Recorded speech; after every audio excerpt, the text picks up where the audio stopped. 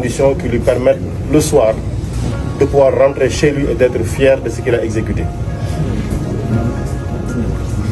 La question du contenu local, c'est pas parce qu'on est une entreprise sénégalaise qu'on peut s'exenter de respect du contenu local. Vous êtes tous assujettis à ces préoccupations-là. La question de la préservation de l'environnement, nous sommes tous assujettis à ces obligations-là, on devra les respecter. J'aurais bien aimé, au regard des informations entendues, dire que Sored Mines est une entreprise modèle. Mais vous entendez l'inspection du travail, le régional des mines, l'ITIE, l'environnement, tous ont des contentieux ouverts sur un manque de respect notoire par rapport à l'autorité qui est investie du mandat de l'État dans leur secteur d'activité. Pas de réponse, pas de respect des obligations. Ça, je dis tout de suite, nous le déplorons absolument et nous marquons ça comme un point d'attention sur lequel les lignes doivent bouger. Et je précise, on ne va pas durer, parce qu'après ce qu'on dira, les conclusions qu'on en fera, on les fera ailleurs. Mais prenez les dispositions utiles pour être en conformité avec les prescriptions de la loi sur toute la chaîne de vos obligations environnementales, en droit social, sur le contenu local et sur le respect des obligations auxquelles vous êtes assujettis, sur la transmission des informations utiles. Et nous avons transmis une mise en demeure pour des informations que nous avons demandées. Ces mises en demeure-là, elles vont être complétées par toutes les requêtes présentes et confirmées sur lesquelles vous devez répondre. Je précise bien, quand vous recevrez les correspondances, vous devez répondre sous quinzaine et nous donner les informations. Comment se fait-il que les tests techniques, que vous ne puissiez pas donner au régional des mines pour appréciation? Comment est-ce possible?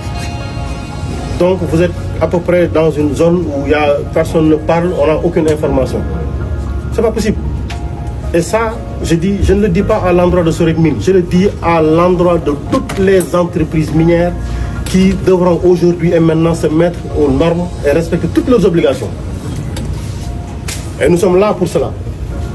Je précise bien, le ministre de la Santé, le ministre du Travail, le ministre de l'Éducation, le ministre des Forces armées, le ministre du Travail, le ministre de l'Environnement, tous sont intéressés à ce qui est en train de se faire. Et nous ferons un suivi collectif de toutes les obligations, mais de toutes les entreprises minières. Pour le moment, on va s'arrêter à ça. On va s'arrêter à ça, mais sachez-le, vous avez un rappel à l'ordre.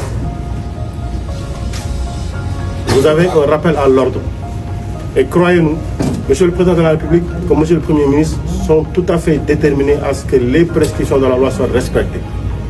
Et s'il fallait prendre des mesures définitives, on les prendra. Parce que les mines, l'or, tout le monde en a besoin. Je pense que on peut, pour le moment, nous en arrêter à ça. Et après, de manière très administrative, faire le suivi du reste et voir quelle rectification ils sont faits. Beaucoup, Monsieur le Ministre. J'ai pris les noms des employés qui sont prononcés ici. Je ne voudrais pas que demain qu'ils soient inquiétés dans l'exercice de leur mission. Nous en faisons un point d'attention. Et d'ailleurs, jusqu'à la présence des délégués, Monsieur le ministre, il faudra continuer à leur parler à eux-mêmes pour qu'ils continuent d'être nos interlocuteurs ici. En attendant, merci beaucoup.